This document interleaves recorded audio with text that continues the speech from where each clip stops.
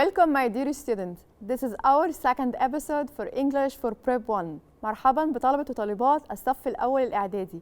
هذه ثاني حلقات اللغة الإنجليزية تحت إشراف ورعاية وزارة التربية والتعليم. We are going to continue our unit 1, My Family and Me.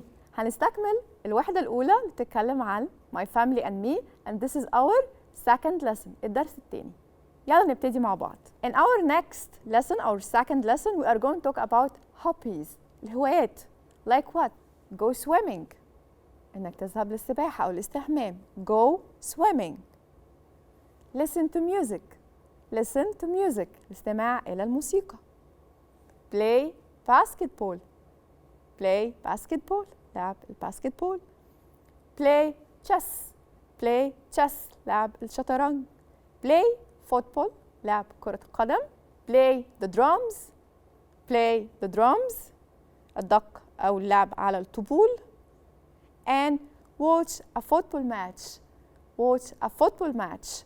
So hobbies like go swimming, play basketball, play football, listen to music, play chess, play the drums, watch a football match. تعالوا نعرف هنتكلم أكتر إزاي عن الهوبيز الاهتمامات على اللايت بورد.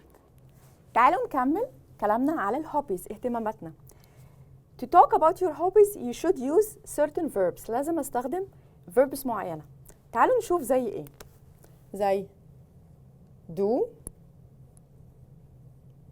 play, go, and listen. Let's see some examples. Here, do voluntary work.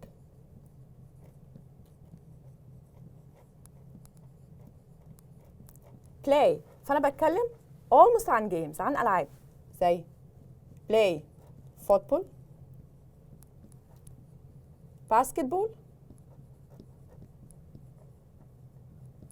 or some musical instruments like play drums, or other games like chess.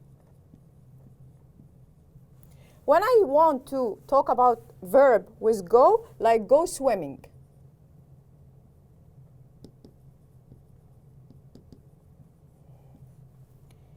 Go swimming ends with ing, so most of the verbs, most of the hobbies which ends with ing will take go. Listen. So I listen to what?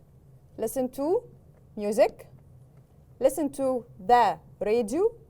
أسمع الراديو. وممكن ندي example كمان to listen to your teacher.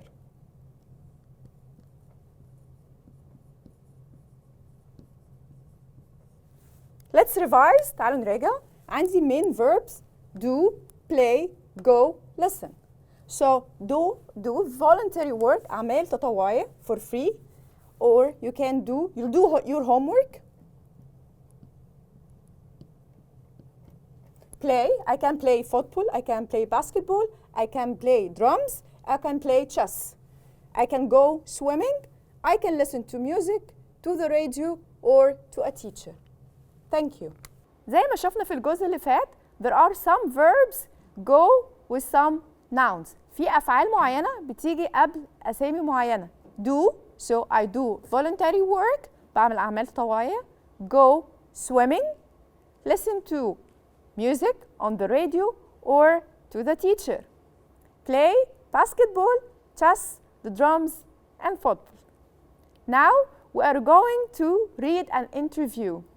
An interview with twin brothers. 2 توأم أشقاء. هنقرا الانترفيو بتاعهم عشان نعرف بعض المعلومات عن الهوبيز بتاعتهم, عن هواياتهم واهتماماتهم. Let's read together. Meet حازم and حاتم. They are brothers and they are both age 12. يبقى twins, their names are حاتم and حازم. And they are age 12 وعمرهم 12 سنة. They have the same parents and the same birthday. هم عندهم نفس parents ونفس birthday. عشان كده they are twins. We are going to read the interview with twins about their hobbies. هنقرا مقابلة تمت مع حازم عن حاتم عن اهتماماتهم وهواياتهم. تعالوا نقرا مع بعض. Interviewer بيسألهم بيقول What are your hobbies? حازم I like sports. I play basketball on Mondays and Wednesdays.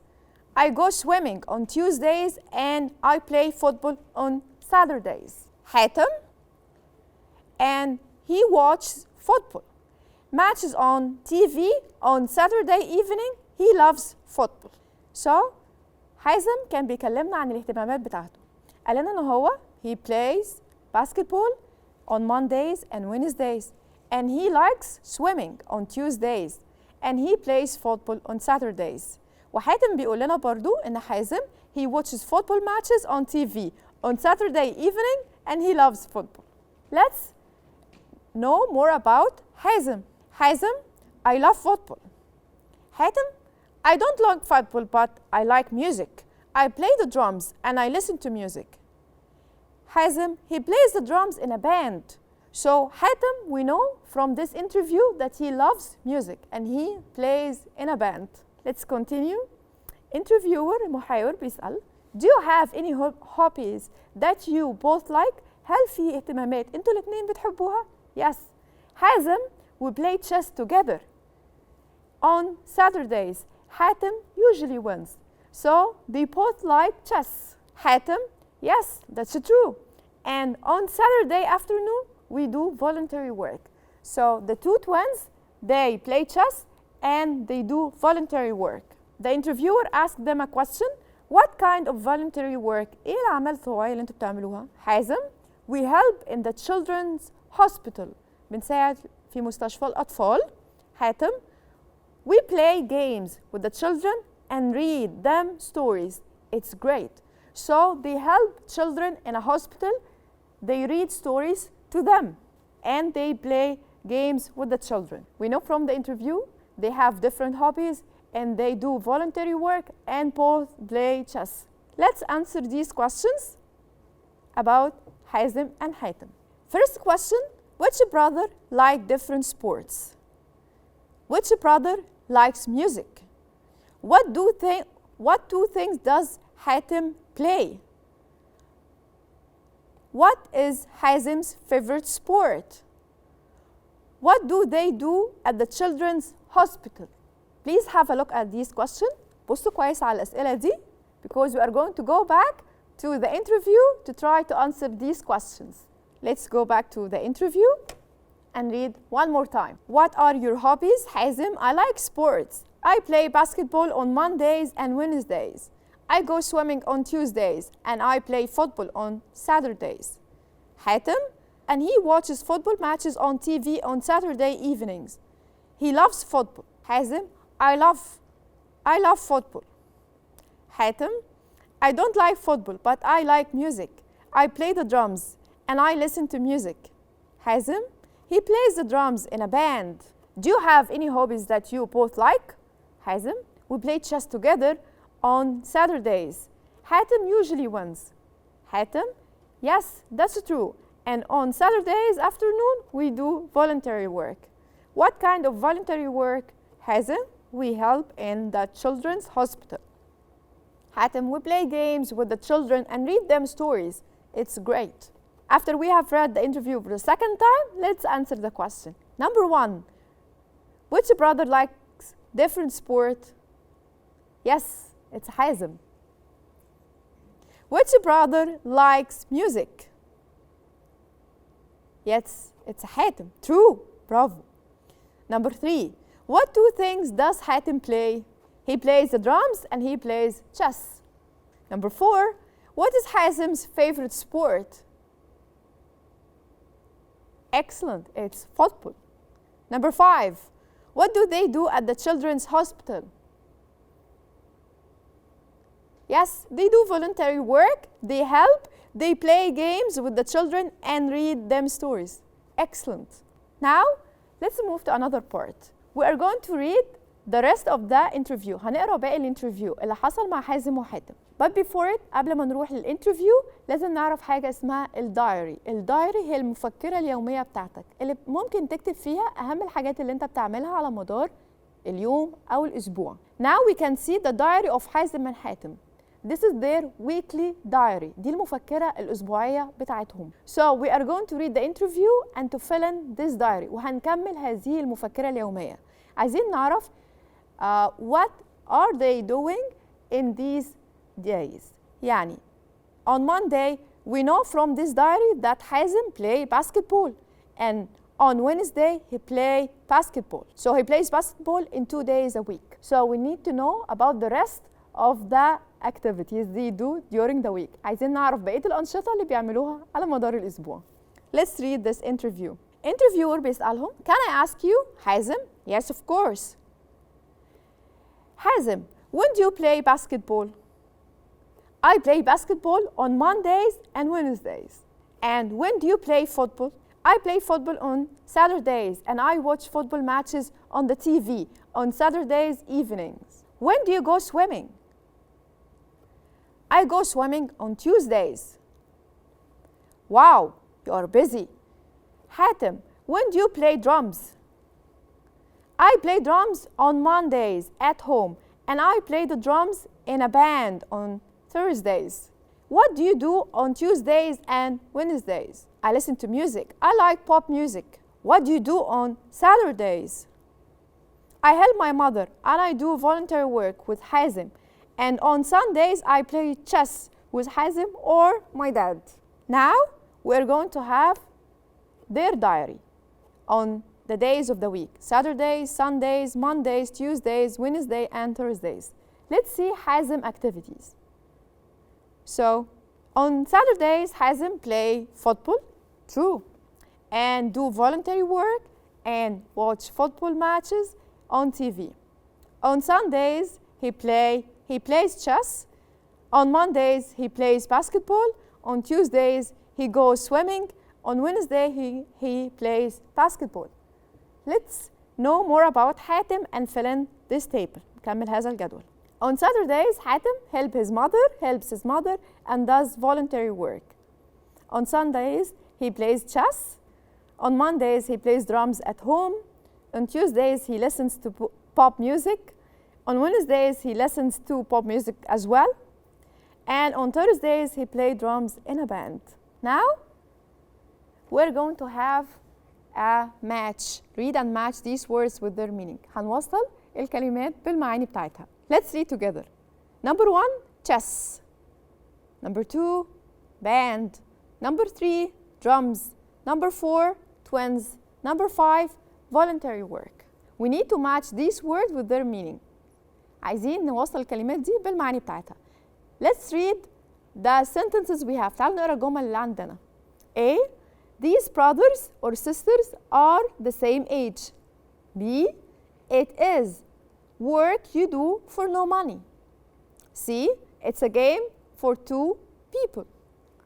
D. It's a group of people who play music together. E. These are musical instruments which you had to make a noise. Let's think for a moment. تعالوا نفكر اللحظة عشان نقدر to match the words with the right sentence.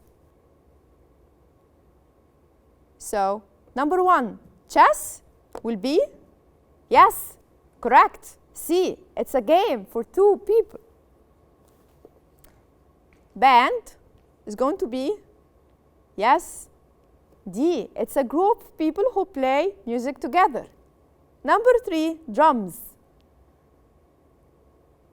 Bravo, it's going to be E. These are musical instruments which you had to make a noise. 4, twins. Excellent. This is going to be A.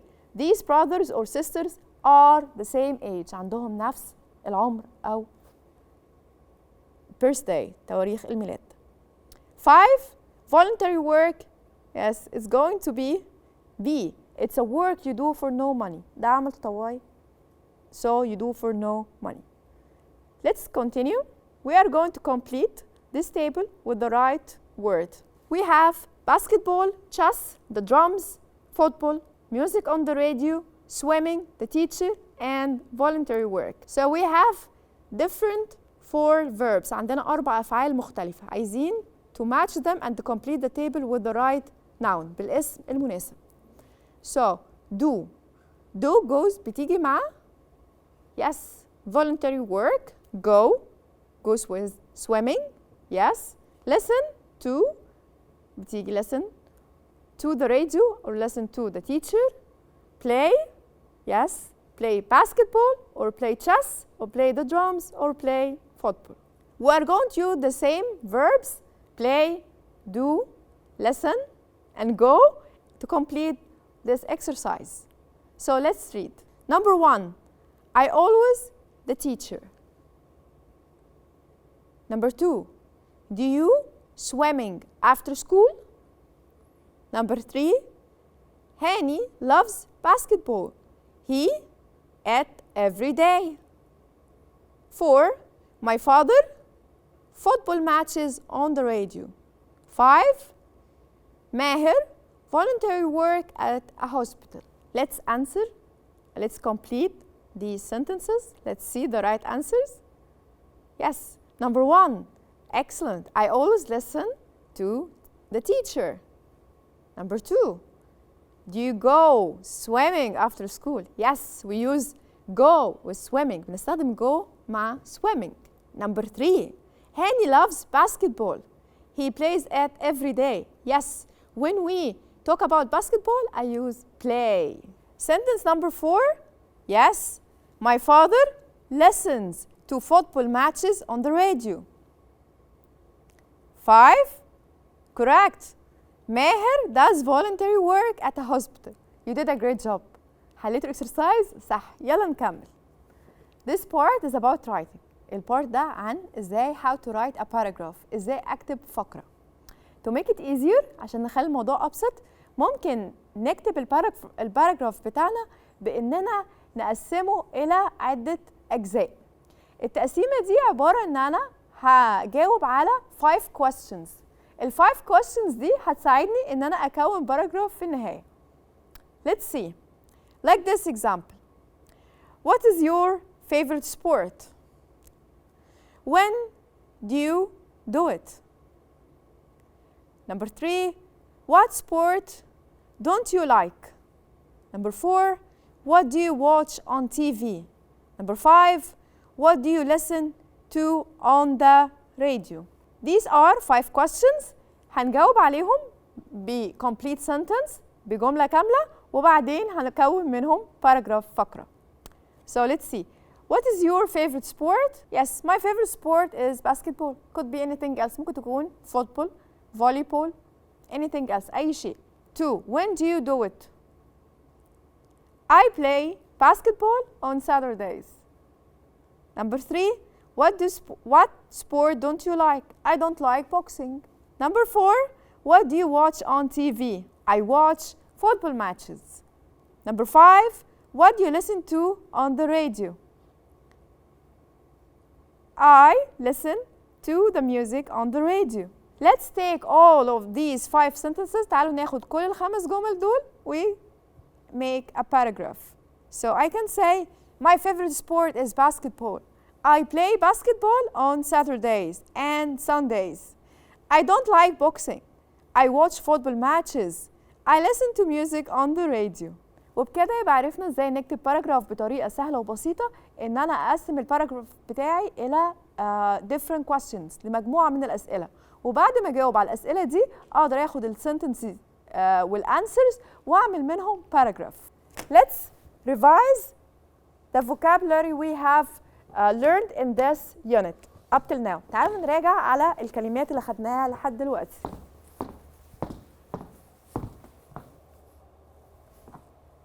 First sentence or first word vocabulary was family.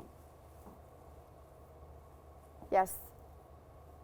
Father or dad. Mother or mom. Parents, my mom and dad, we call them parents. Daughter and son, ابنة وابن. Daughter and son. Brother and a sister, أخ وأخت. Uncle and aunt. Uncle and aunt. Cousins, أبناء العم أو الخال, we call them cousins. Grandparents, grandparents. Female and male. female and male. Twins. Brothers or sisters who have the same age and same birthday and same parents, we call them twins. Twins. Interview. Interview. Hobbies. هوايات. Chess.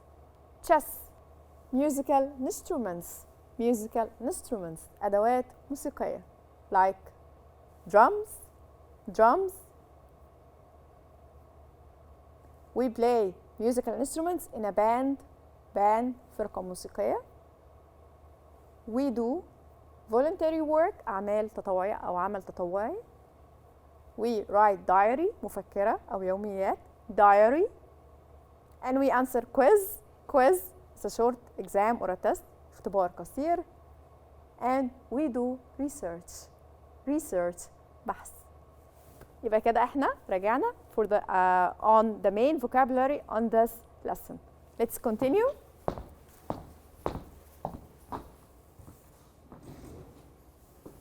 Now let's cover what we all learned in lesson 1 and 2. يلا مع بعض نفتكر ايه اهم الحاجات اللي اتعلمناها في الدرس الاول والتاني. We learn how to speak about our family. اتعلمنا ازاي نتكلم عن عائلتنا. We learn how to speak about our hobbies. ازاي نتكلم عن اهتماماتنا. عرفنا ازاي to use possessive adjectives. ازاي استخدم ضمائر الملكية او صفات الملكية. We learn how to write a paragraph on hobbies. اتعلمنا ازاي اكتب باراجراف عن هواياتنا واهتماماتنا بان انا اجاوب على مجموعة من الاسئلة والاجابات دي بتساعدني ان انا اكون باراجراف. We listen to an interview with twins. واحنا قرينا وسمعنا انترفيو مع توأم بيتكلموا عن اهتماماتهم وهواياتهم. وبكده نكون انتهينا من الدرس الثاني in Unit 1 My Family and Me. حابين نشكركم جدا لاستماعكم معانا في الحلقة دي وبنلقاكم في حلقة قادمة من English for Prep 1. Thank you.